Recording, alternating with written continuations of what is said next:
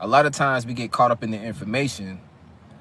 We get caught up in comparing ourselves to individuals that we learn from, and we are intimidated by the vastness of their knowledge,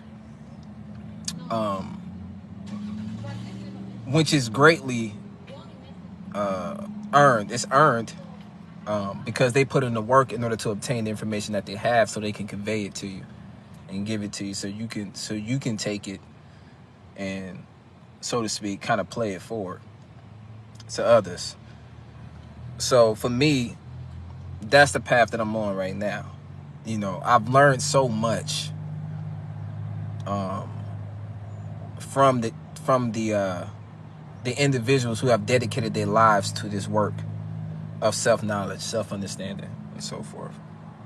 Those like the Brother Panics, the Bobby Hemmitts, the Phil Valentines, the Wayne Chandlers, the C. Freeman L's, Dr. Jewel Procrum, Shahrazad Ali. I mean, the list goes on and on and on and on. I'm always checking out something from one of those individuals. A lot of times I like to go back and look at the information again with a new mind, because one thing you'll learn is that once you begin to expand,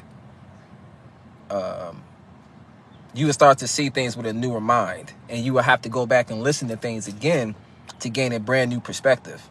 Perhaps what you thought it was initially may not be what it truly is. You know, it's kind of like, you know, when you're a child, you think intimacy is one thing. If you so happen to look at it on TV, or you see it in a magazine or in a book, whatever, you have this idea as to what intimacy is. But until you actually mature enough to the point to where it actually happens, or you may, a lot of times we start fucking before we are even mature. But once you expose yourself to what intimacy is, it changes your whole perspective. It changes your whole idea of shit and what you thought it was. Sometimes it's very hard to get to that point of exposure because you become so used to this identity of yourself.